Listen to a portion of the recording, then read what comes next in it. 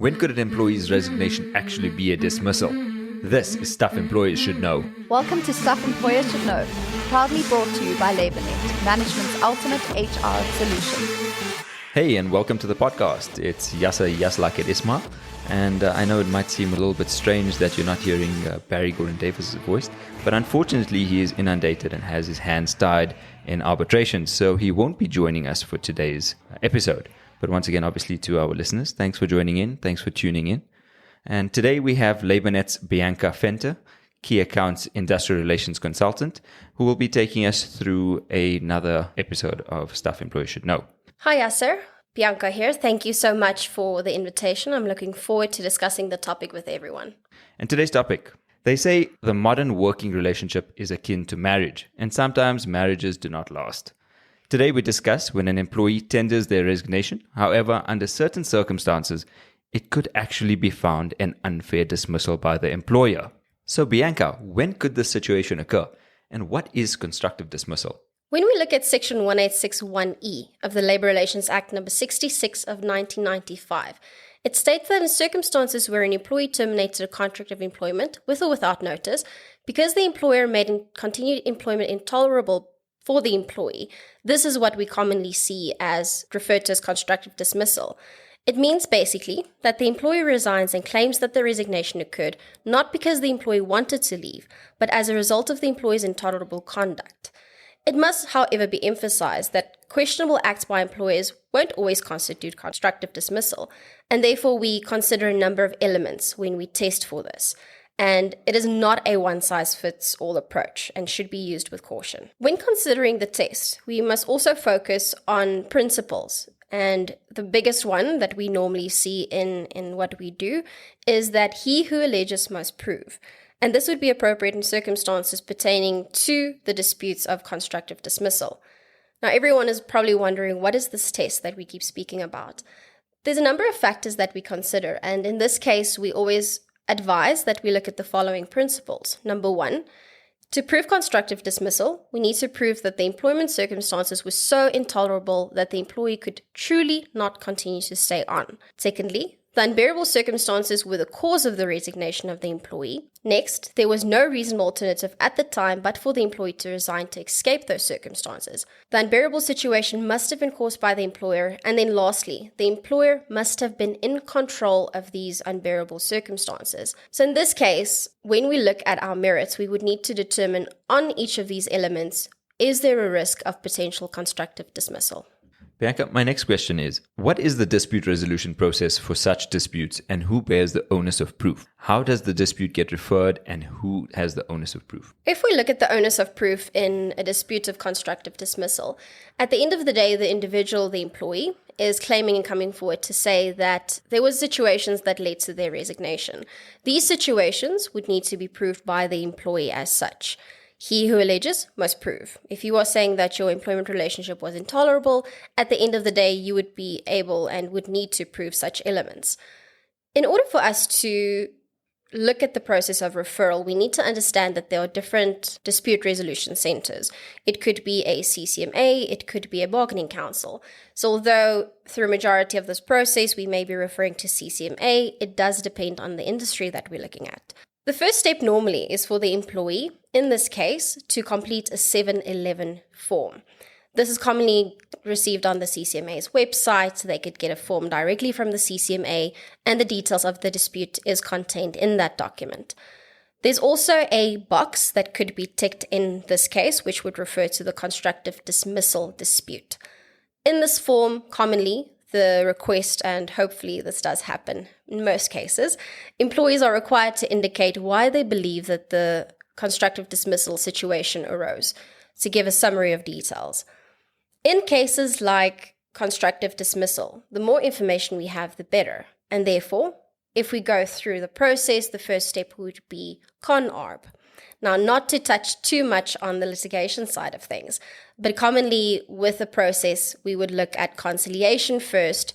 We would object to having the arbitration process immediately proceed and then deal with the steps accordingly. But there has to be a genuine claim, right? It has to be a last resort, not just a second thought for an employee who has resigned. It would need to be a process before deciding to resign. Absolutely. From a constructive dismissal point of view, what we would need to consider when we look at the test previously explained is that, first of all, the employer needs to be made aware of the situation.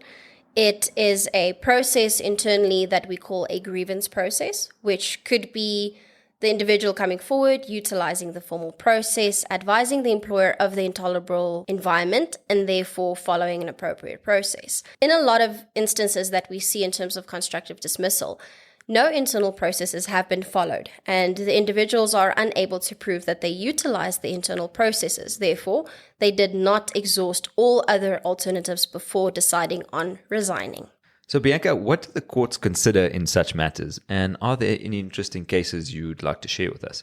The courts consider the 5 elements as previously discussed, but most importantly, they consider intolerability and the accompanying circumstances. An important and a very interesting case is the recent judgment for Gold One Limited versus Madalani and others, which was in 2020. The Labour Court confirmed that intolerability is a high threshold in constructive dismissal matters. Intolerability is more than just the working environment or working under conditions that are difficult, unpleasant, or stressful.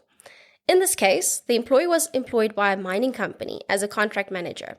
Consequent to a commercial merger, the employee was relocated to a different province and received a reallocation allowance. The employee was transferred on the same terms and conditions of employment. However, after the transfer, the employee supervisor noticed that he was not adhering to the employer's policy on timekeeping. The supervisor later requested the employee to participate in formal counseling sessions facilitated by the company's HR department. After these sessions, there was an exchange of correspondence between the employee and the supervisor.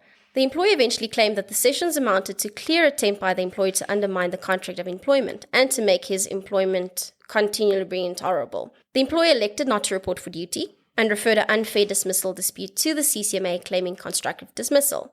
Now, when we look at the test for constructive dismissal, it should be noted, as previously said, that there's an extremely high threshold, especially when we consider a matter being set down at the Labour Court. And in this matter, the Labour Court expanded on the concept of intolerability by saying that it entails an unendurable, agonizing circumstance marked by the conduct of the employer that must have brought the employee's tolerance to a breaking point. In this case, the Labour Court found that the employee failed to show that the employer was to blame for making her continued employment intolerable, and therefore there were other suitable alternative remedies that she could have made available before resorting to resignation. Okay, Bianca, that definitely was an interesting case. Thanks for sharing. But what are the consequences of a court commission finding the resignation to actually be an unfair termination? According to Section 1932B of the Labour Relations Act, it says that when there is instances where a case has been found to be unfair, whether it is substantively or procedurally unfair, there could be 3 things that could be awarded. In a case where we have constructive dismissal, it may differ a little bit. If we look at the 3 instances, it's number 1, reinstatement, reemployment, or compensation. However, the Labour Court or the arbitrator must require the employer to reinstate or reemploy unless the employee does not wish to be reinstated or reemployed. The circumstances surrounding dismissal are such that continued employment relationship would not be tolerable, which in this case, constructive dismissal. Should an employee be successful at the CCMA in proving constructive dismissal occurred, the commissioner who arbitrated the dispute may award the employee up to 12 months of compensation. Now, that is the maximum for a normal, unfair dismissal dispute in terms of constructive dismissal. However, sometimes we run the risk that some elements of infringement of the employee's fundamental rights are involved in the case. This could be anything related to direct or indirect discrimination, arbitrary grounds such as race, gender, sex, etc. In cases like this, if the employee is able to prove automatic unfair dismissal, that would be up to 24 months of compensation that can be awarded to these individuals. 24 months? That is quite a hectic one for the employees to deal with. So, Bianca, my concluding question is, how do employers prevent constructive dismissal? What is the employer's responsibility? The first requirement is for the employer to act as soon as possible once we've identified that there is a potential risk of constructive dismissal. Now, commonly what we advise is that the company has a holistic grievance procedure in place where employees can come forward with any feelings of dissatisfaction or perceived unfair treatment. If the matter is considered in terms of the grievance process, it is a common resolution that the parties can amicably resolve the situation, or should further attempts need for resolution, then those can be considered. It is also extremely important in these cases that we consider awareness in terms of the Code of Good Practice on prevention and elimination of harassment within the workplace. This is a piece of legislation that was published on the 18th of March 2022 by the Minister of Employment and Labour. Previously, employers had to be considered in terms of their harassment policy and the Harassment Code of Good Practice in terms of sexual harassment. However, with the new recent introductions, it does create more onus on the employer to create the safe, healthy working environment. Moral of the story in constructive dismissal cases is that as soon as we identify any potential risk in terms of grievances, etc., the employer needs to act on it as soon as possible in attempt to resolve it before it proceeds to a constructive dismissal claim. Bianca, it has been an absolute pleasure having you on the show. And from myself, Yaslak Ismail, I most certainly hope that we'll see you again to shed some light on another topic relative to our complex South African labor law. So from us here in studio, missing Mr. BGD, of course, as always, get in touch with us. Pop us an email on sesk@labornet.com. Let us know what you thought of the show. Let us know if there's any topics you'd like us to discuss, or hit us up on social media. And of course, we'll gladly get back to you. So from myself, Yaslak Ismail, and Bianca from the studio today, cheers. Stuff Employers Should Know was proudly brought to you by LaborNet, management's ultimate HR solution. For more episodes from Stuff Employers Should Know, go to Apple Podcasts, Google Podcasts, or wherever you play your favorite shows.